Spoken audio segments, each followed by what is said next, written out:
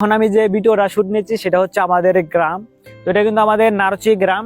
তো নারচি গ্রাম হেমনগর ইউনিয়ন, গোপালপুর থানা এবং টাঙ্গাইল ডিস্ট্রিক্ট এই গ্রামটি অবস্থিত।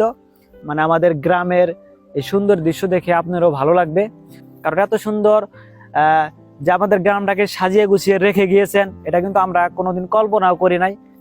তো আর এখন আমি যে ভিডিওটা শুট নিচ্ছি সেটা হচ্ছে আমাদের গ্রাম টেকনিক্যাল স্কুল অ্যান্ড কলেজের উপরে আছি, 5 তলার উপর আপনারা দেখতেই পাচ্ছেন। আর পাশে দেখতে পাচ্ছেন যে আমাদের কলেজ, আর তার পাশে দেখতে পাচ্ছেন যে এটা হচ্ছে আপনার আর্টসওয়ে কেন্দ্র। আমাদের পার্শ্ববর্তী কিন্তু যমুনা নদী চলে গেছে, ওই আশেপাশে যদি কোনো বন্যা হয় সেই ক্ষেত্রে তাদের জন্য আর্টসওয়ের ব্যবস্থার জন্য এই কেন্দ্রটা তো স্থাপন করা হয়েছে। তার পাশে দেখতে পাচ্ছেন যে আপনারা কলেজ, আমাদের এই কলেজ, এটা এখানে কিন্তু রানিং চলতেছে। আর আমি যেটা উপরে আছি টেকনিক্যাল স্কুল অ্যান্ড কলেজ, এটাও কিন্তু রানিং।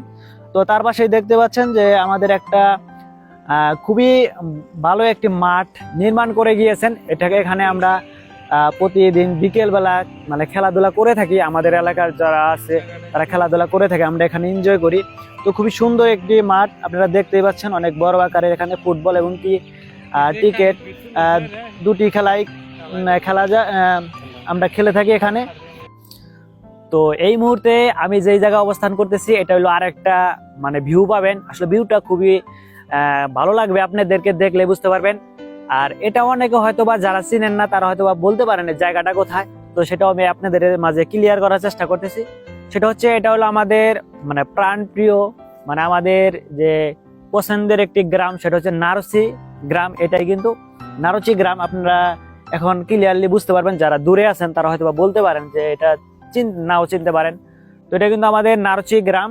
তো নারচি গ্রাম হেমনগর ইউনিয়ন, গোপালপুর থানা এবং টাঙ্গাইল ডিস্ট্রিক্ট এই গ্রামটি অবস্থিত। তো আমাদের গ্রামে মাশাআল্লাহ আল্লাহ তাআলার রহমতে আমরা একজন মাননীয় এমপি মহোদয় পেয়েছিলাম। উনার কারণেই কিন্তু আমাদের গ্রামটা এত সুন্দর ভাবে সাজানো গোছানো উনি কিন্তু করে দিয়েছেন। তো আপনারা কিন্তু আমাদের গ্রামে কোনো কিছুর আমরা বলতে পারি অভাব নেই। তো সবকিছু আছে, স্কুল, কলেজ, মাদ্রাসা এবং খেলার মাঠ। আসলে এই যে আমাদের গ্রামে যে একটা খেলার মাঠ আসলে আসে, এটা কিন্তু সম্পূর্ণ ভিউটা আপনারা দেখতে পারবেন না, বাট তারপরও দেখানোর চেষ্টা করি যে এই কলেজের কারণে কিন্তু ভিউটা সম্পূর্ণ দেখতে পারবেন না। আমি যদি ওই জায়গা থেকে ভিডিওর শুটটা নিতাম সেই ক্ষেত্রে দেখতে পেতেন। তো দেখেন, সচরাচর গ্রাম অঞ্চলে এইরকম বড় মাঠ পাওয়া যায় না। তো সেটা কিন্তু আমরা পেয়েছি আলহামদুলিল্লাহ। তো এটা কিন্তু পেয়েছি আমাদের মাননীয় এমপি মহোদয়ের মাধ্যমেই পেয়েছি। তিনি আমাদের গ্রামে অনেক কিছু করে দিয়েছেন। তো সেই জন্য উনি কিন্তু এই মুহূর্তে আমাদের মাঝে আর নেই, তিনি পরকালে চলে গিয়েছেন। তো আমরা সবসময় আমরা গ্রামবাসী তার জন্য দোয়া করব, আল্লাহ তাআলা তাকে জান্নাতবাসী করেন।